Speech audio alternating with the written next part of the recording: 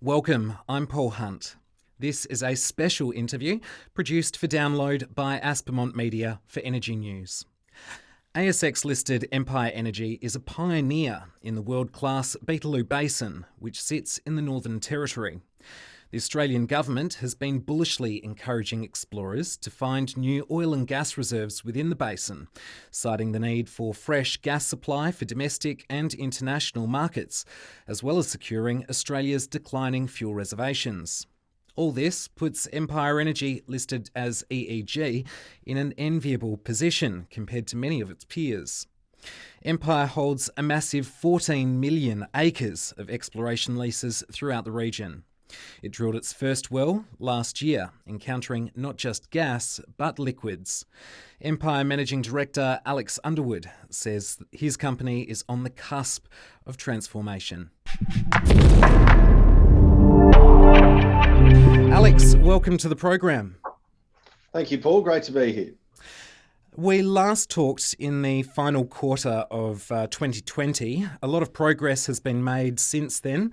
At the time, you'd just drilled your first well, Carpentaria 1. Can you give us a bit of a recap of the journey so far? Yeah, sure. So, we commenced our exploration journey in EP 187 on the eastern side of the Beetaloo sub-basin around the beginning of last year, where we acquired 2D seismic. That showed us that the shale formations of the Beetaloo Basin extended from the Santos tenement into our area, and that gave us the confidence to drill our first exploration well, Carpentaria 1, late last year. So, we drilled one of only two wells drilled in the Beetaloo Basin last year, and we drilled that well to just over 1,800 metres. And what was very encouraging as a result of that well is that the Velkerri Shale extended over almost 1,000 metres of vertical relief within our well. Within that 1,000 metres, we've identified four thick zones of net pay within the Velkerri. That is, from bottom to top, the Velkerri A, Velkerri Intra-AB, Velkerri B and Velkerri C. We saw from the mud gas readings during drilling that for the first time of any Velkerri Shale well drilled, we had the presence of liquid hydrocarbons within the gas streams. Then, as part of that drilling program, we acquired 50 large diameter sidewall cores right up and down through that sequence. And we sent those core samples over to W.D. Von Gonten and Co., one of the premier shale gas analytical groups in the US. And they've been carrying out a wide range of tests on our core samples to identify some of the key characteristics of these rocks. And put simply, these rocks have been demonstrated to have the world-class potential that is spoken about regularly in the broader discourse about the Beetaloo, and comparing very favourably to some of the biggest and most productive US shale plays. So we've had a busy 12 months, but now we're getting ready for the next stage of our project, which will be, first of all, to update the resource assessments on the basis of the drilling and the core analysis. And then next quarter, we'll be carrying out our first fracture stimulation in those key areas so we can see how these rocks produce. My guest today on Energy News is Empire Energy Managing Director Alex Underwood. Alex, you mentioned the resource estimate. Independent firm Netherlands Sewell and Associates have already provided you with a prospective resource of 13.7 trillion cubic feet of dry gas on a P50 basis throughout all of your tenements. 2.3 trillion cubic feet was based on the permit which you've just drilled, EP 187. This was before you drilled the well and encountered liquids in the Velkerri Shale, though. Since drilling this well, what's changed to your resource estimate? So before we drilled the well, Netherlands Sewell and Associates had assumed that the Velkerri Shale would contain dry gas within EP 187, and there's a pretty simple reason for that. Every well that has been drilled across the basin to date until Carpentaria 1 has encountered dry gas in the Velkerri. Origin Energy had forecast that there may be a liquids-rich zone around the basin's flanks as early as 2018, where they had a technical paper at the APU conference. But Carpentaria 1 has demonstrated for the first time that there is this liquids-rich window on the basin flank. So clearly that required some changes to the resource assessment. The other material surprise that we had in the drilling program was that these shales came in much thicker than we had anticipated. So, the conventional wisdom was that as you get to the basin flanks, the shales would get thinner, and that was driving the original resource estimate. Actually, the shales had not only stayed thick, but they're actually thicker than any other Velkerri Shale well drilled in the basin to date. And so that also had an impact on the gas in place number. So first of all, there is an estimated 3.5 trillion cubic feet of best estimate prospective resource for dry gas. So that's about a 47% increase on the previous estimate. Wow. But also for the first time, Netherlands Sewell and Associate assessed prospective condensate resources. So we've got 27 million barrels of best estimate prospective condensate. But finally, also Netherlands Sewell analysed all these results and compared them to other wells drilled across the basin that have flowed gas to surface.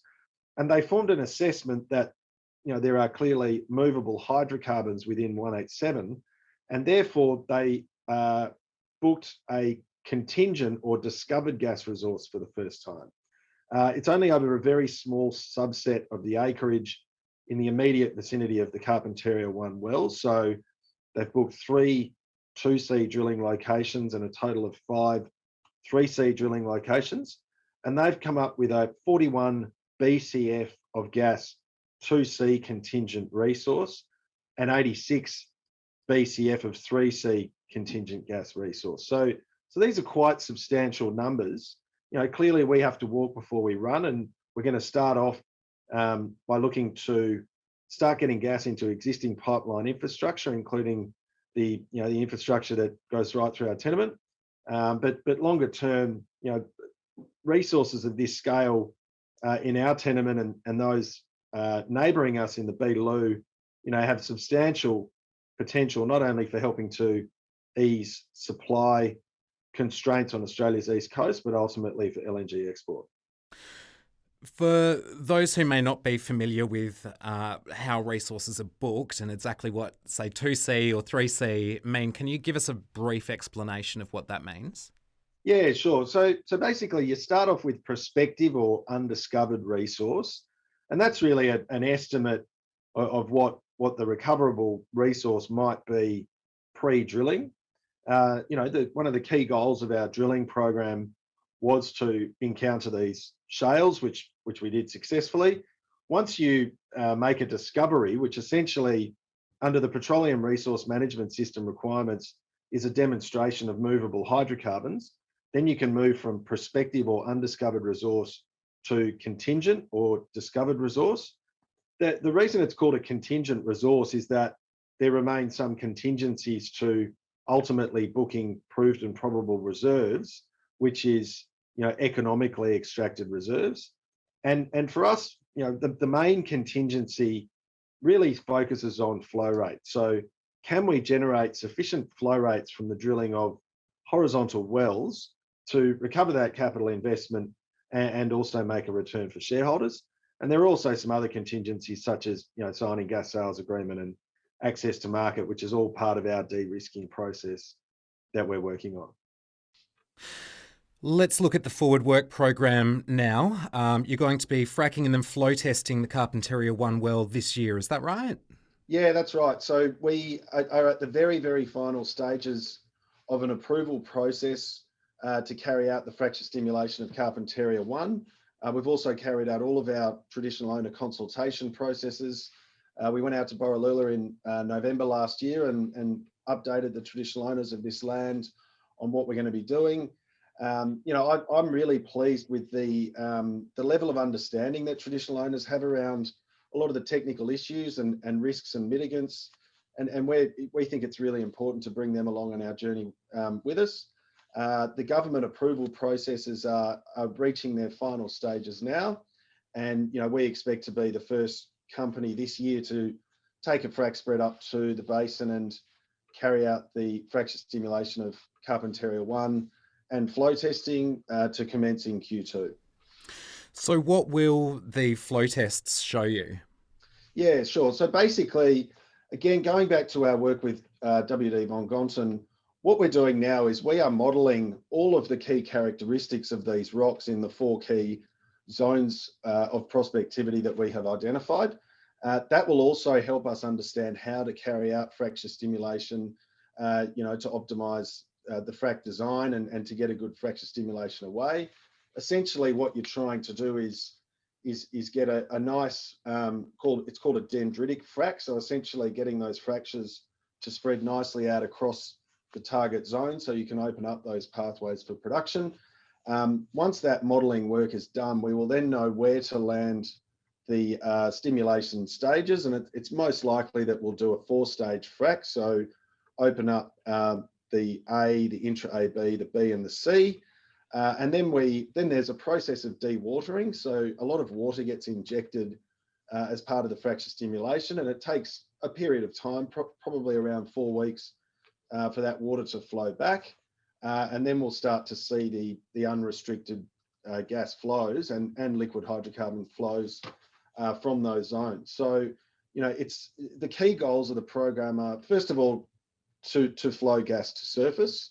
That is the principal goal of the program, but then also to look at the relationship in terms of flow rate between various zones and also the content of liquid hydrocarbons, if any, from each zone. Because what we're trying to do with this fracture stimulation program that's coming up is identify which zone in our area is going to give us the best production rate.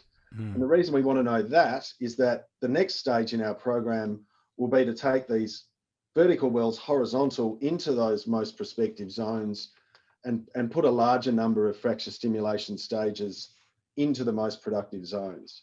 Going back to the US shale experience as an example, the 2 major breakthroughs in technology were, one, the fracture stimulations, which in America are slick water fracs, which basically just means a vast majority of water and sand, and then also going horizontal, because if you go horizontal and do, say, 15, 20, 25 frac stages, you're opening up a lot more rock and therefore getting much larger flow rates. And that's really where we want to go, is to get to those much higher flow rates from the horizontal wells so that we can start moving towards commercial development.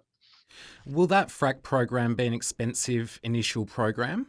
So we're tendering right now, so I can't give you any numbers, but what I can say is that it will be funded from our existing cash at bank. So right now we've got about 11 or 12 million Australian dollars of cash, and we will be able to, very comfortably fund the fracture stimulation program from that balance. As it currently looks, I mean, you've got some core analysis now, and you're planning this 4-stage frac. Which formation or which part of the Velkerri are you looking at in particular as potentially the biggest producer? Yeah, it's hard to say right now. I mean, there are a range of factors that go into what is likely to drive commercial success. So, some of the zones are thicker than others. Some of the zones are more liquids prone. Some of the zones that are deeper should have a bit more pressure and therefore higher flow. So it's really hard to pinpoint down right now. I think in the fullness of time, over years and decades ahead, what we're seeing right now is that they will all be highly productive, but obviously we want to go after the most productive first. So it's a bit hard to pin it down now without having flow tested it, but we'll certainly have an answer to that question in the next few months. I note that you've also got 2D seismic across EP187. Does that show you any other prospects within the permit? Yeah, absolutely. So one of the things we were able to do with our 2D seismic was essentially, we've been able to de-risk that seismic because we now have a well that has been drilled through these zones. And so we can exactly pinpoint where the zones are at the Carpentaria 1 well site, and then extrapolate out from there what those zones look like across the block. What we can clearly see is that there are two key areas which appear to be part of one broader fault block. One of them's about 40,000 acres. The other one's about 25,000 acres. It is unconstrained to the south, so it could be bigger than that. And we'll need to do some more seismic to further delineate that. But all of these areas are prospective for the Velkerri Shale. These shales extend over very large areas. They're very thick. One thing that's encouraging about the results is that we can clearly see on the seismic that it's getting a bit deeper to the northeast in the two key areas. And that gives us a lot of flexibility around, how deep we want to go, because typically when you go deeper, you get a bit more pressure and therefore higher flow rates. But there's also more cost involved in getting to that greater depth. And it's likely to be drier gas the deeper we go. So, we've got lots of running room. This is, enough room for hundreds of wells. But, we've just got to walk before we run, establish flow rate, look to get towards commercial flow rates, and then think about development scenarios. You said that the prospect is deeper towards the northeastern side of the permit. Yeah. I think currently, if I'm right, when you drilled Carpentaria 1, it was about 1,000 metres that you hit the Velkerri. Yeah. But you missed the Kyla shale. Are there any indications that there could be Kyla shale formation up in that northeastern side? Yeah, it's likely to be there, but it will probably be much too shallow. I mean, yeah. We think we hit a very thin seam of Kyla only a couple of 100 metres deep. So if we're going sort of 250 metres deeper to the northeast, then all other things being equal, that might be another couple of 100 metres deeper, but that is still likely to be too thin and too shallow. So our focus from here forward is on the Velkerri. The federal government, as I said in the intro, has been very bullish about the Beetaloo prospects, which is a great sign for Empire. They've committed to underwrite up to $50 million of exploration work across the Beetaloo. Essentially, they're offering about $7.5 million per well that an explorer drills, up to 3 wells. Has this changed any of your plans at all? Yeah, definitely. So, first of all, we are very pleased with the level of support that both the federal government and Northern Territory government are giving to this industry. The Northern Territory government had to make some pretty tough decisions about whether to allow fracking because it was a pretty controversial topic. I think the decision they've made to allow the industry to proceed, but utilising world best practice regulatory regime is appropriate. The industry is proving that we can and do execute our work programs in an environmentally responsible manner, and we will continue to do that and prove it to local communities and to the broader community. The federal government recognises that gas plays an incredibly important part in our economy. I think one thing that is really important for people to understand is that we are moving towards a lower carbon intensity future, and everyone has to be on board with that, including the oil and gas industry. But I think it's also very important that people don't try to pick winners and losers in this. It's called an energy mix for a reason. You can't just have solar, you can't just have wind, you can't just have hydro, or for that matter, gas or coal. We need a mix of all energy sources as we move through that energy transition. The cost of renewables is coming down all the time, but intermittency is a major issue. Right now, over the weekend, throughout the mid-con of the US, they went through such a cold snap that all the wind turbines have literally frozen and they're not turning. And gas prices have gone to extraordinary levels because there's suddenly a shortage in the market. So the federal government recognises that we need a broad mix and that gas plays a very important part in the mix because it helps resolve the intermittency of renewables. So I think they're getting the policy settings right on this.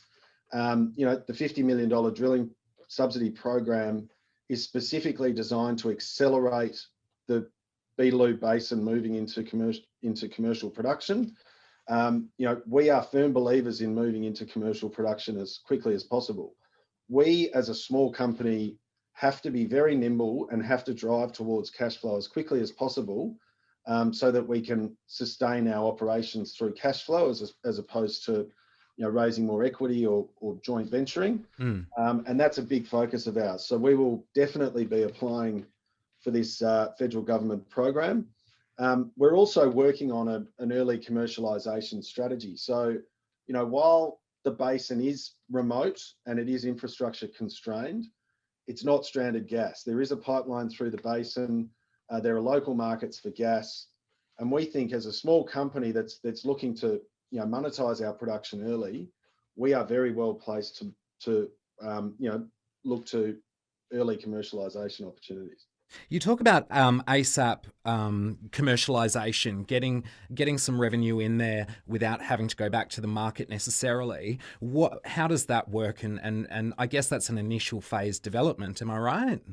Yeah, exactly. So a good example of another company that was really effective at this strategy that we're trying to execute was Queensland Gas Company back in the 2000s. So they had huge volumes of prospective resource in the coal seam methane fields of Queensland. And I think often it's difficult for investors to get their heads around how enormous these opportunities are, because there have been lots of companies over the years put out huge resource numbers. But what Queensland Gas did in the early days, well before the Gladstone LNG export terminals were developed, was they found ways to commercialise in a smaller way some of their resources, so that then that allowed them to generate cash flow and continue to build. So, they were doing projects that were sort of 10 or 20 terajoules a day of gas, going into things like local gas-fired power stations to power local communities. And then that allowed them to springboard up to much larger volumes of, in the hundreds of terajoules a day. So, that's the way we're thinking about this. The existing gas pipeline, the McArthur River pipeline, it goes right through the basin. It's only about 4.5 kilometres from our wellhead. It's currently sending gas out to the McArthur River mine, which is operated by Glencore. That's a mine with a capacity of about 16 terajoules a day. It's those sorts of opportunities where we think, bringing our small, nimble, company mindset to this, we can find a fit for purpose solution where we, put in small scale surface infrastructure. So, the separators, the water handling capacity, and then compressors to get into the pipeline. And that'll allow us to get into cash flow, in a couple of years' time, rather than waiting for the big pipelines under consideration to go in to the East Coast and up to Darwin. Infrastructure's an interesting point, because there have been a series of announcements over the past 6 months about different pipelines and even rail as well. There has been talk about a rail terminal. Is that how you'd transport liquids?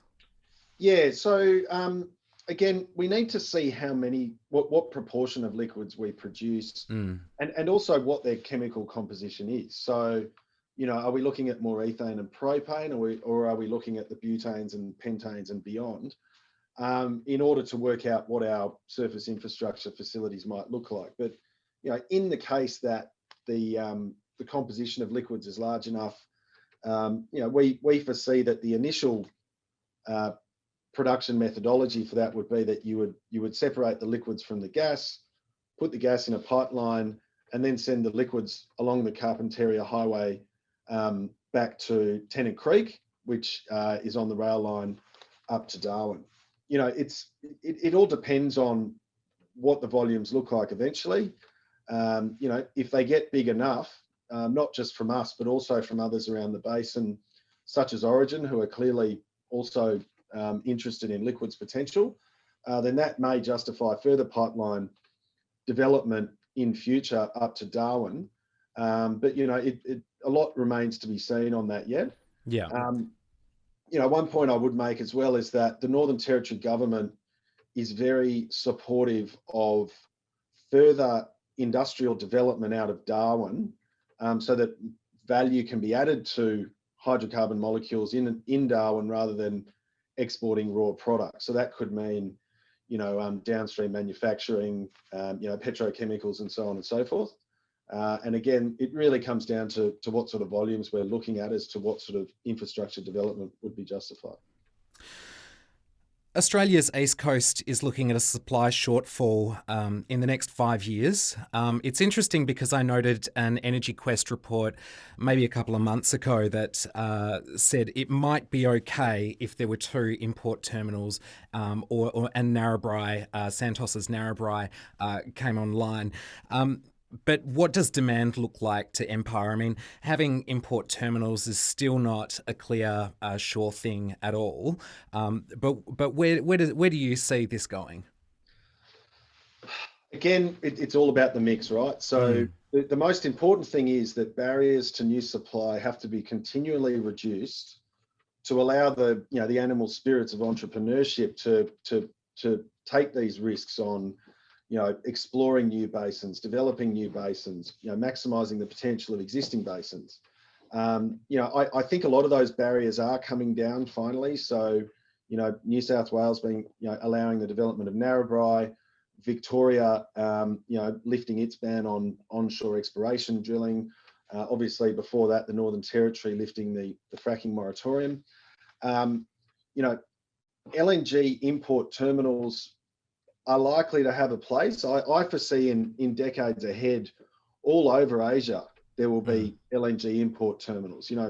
Countries like Indonesia, for example, that have lots of islands that cannot install pipelines all over the place, um, already rely on LNG import. The LNG import, though, it's not a silver bullet, because if you want to import LNG, you've got to pay LNG prices to buy that gas, and then you've got to pay to regasify it. And so it's not going to be cheap gas. Mm. Um, you know, it's going to require lots and lots of sources of gas.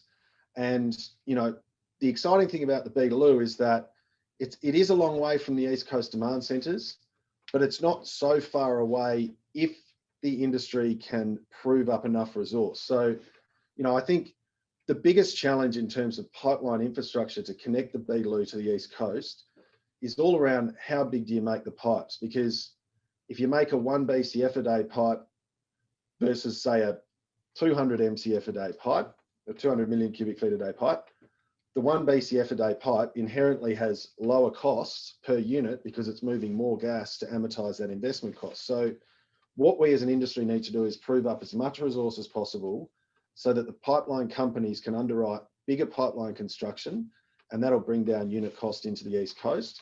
And I think it will be highly competitive against imported LNG for the reasons I described.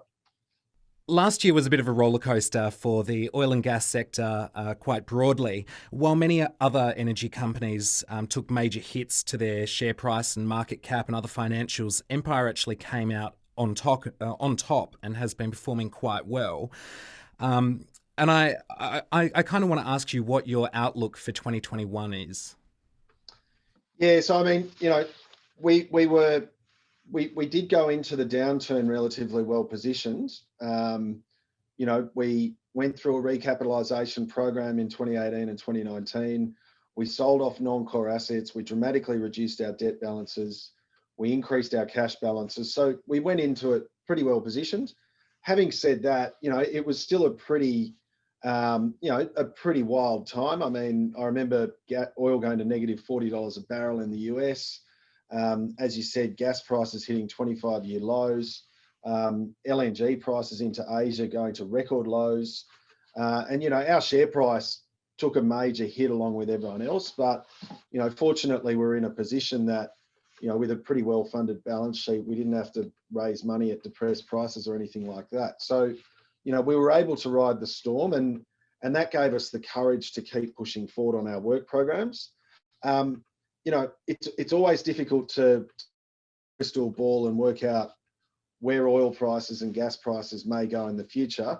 And, if I knew, I probably would have retired quite a long time ago.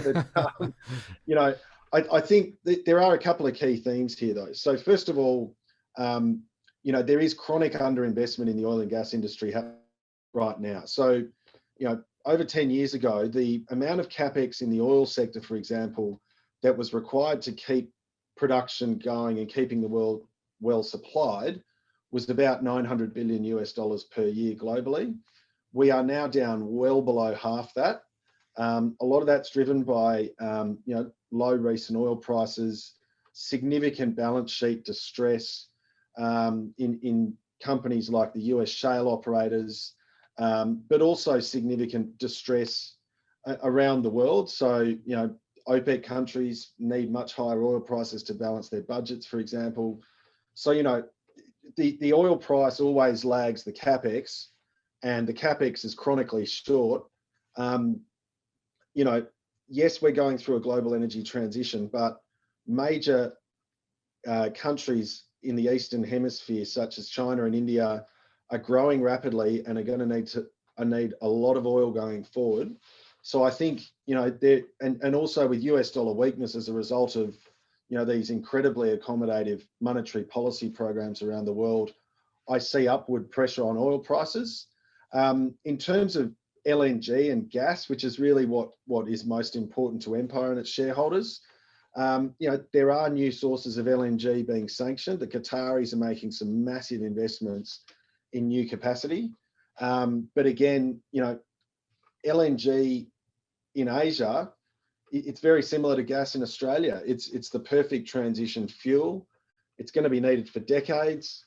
If you look at the BP World Energy Outlook for 2020, it's showing in a range of scenarios, even in a rapid energy transition scenario, LNG is going to play an incredibly important role in the transition, and demand is going to increase. So, we see that, underpinning decent prices for LNG over the long term, but obviously, who knows what might be around the corner with, economic shocks and COVID. But, overall, I think the outlook's looking pretty good from what was a pretty rough year.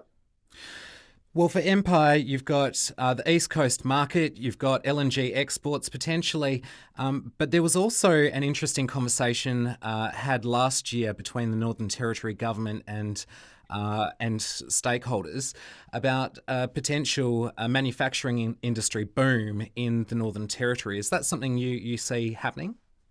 Yeah, hopefully. I mean, so as part of the Northern Territory government's decision to allow the onshore gas industry to thrive, they set up a gas task force, which was basically, a group of highly respected senior Northern Territory figures.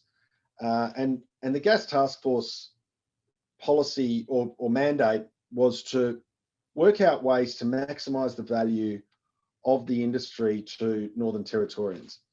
And one of the things they found is that if you manufacture gas in the Northern Territory as opposed to exporting the raw product, there's a very significant multiplier effect on economic growth, because it creates a lot more jobs. They're well-paid jobs. The Northern Territory has a big issue with a transient population that tends to go up and down with economic activity, and so that would create more sustainable population growth for the Northern Territory. And so, they have set up a 5-point plan, and one of the aspects of this 5-point plan is to encourage downstream gas manufacturing out of Darwin. So Darwin is already a major gas hub. It's got the 2 LNG export terminals, Ichthys LNG operated by Impex, Darwin LNG operated by Santos. But in the middle arm precinct of the Darwin Harbour, a number of large pieces of land have been set aside by the Northern Territory government to attract that downstream gas manufacturing hub. We have received inquiries from some of the major petrochemical manufacturers around the world that have a watching brief on these opportunities. And they are particularly interested in some of those heavier end hydrocarbons that we have, such as ethane and propane, which are, feedstock products for some of these petrochemical manufacturing processes. So, it's relatively early days, but I think, there are some major advantages that Darwin has. First of all, it's just about as close to Asia as you can get from any of the major gas supply bases in the world. Obviously, we have the world-class potential of the Beetaloo with, the geology that is showing that it's becoming increasingly likely to replicate the US shale boom. Australia is, as a liberal democracy with an effective legal system, is recognised as, a very safe place to invest. There are some major advantages there. But to get that major infrastructure investment happening in the downstream space, what we as an industry need to do is demonstrate to those companies that we can produce large volumes of cost-effective gas and liquids, and then I foresee that those investment dollars will come. Alex Underwood, we are out of time, but thanks for joining us. Thank you very much. Good to talk. Alex Underwood is the Managing Director of Empire Energy, listed on the ASX under EEG. Energy News is Australasia's most in-depth and comprehensive news service for oil and gas, hydrogen and renewables.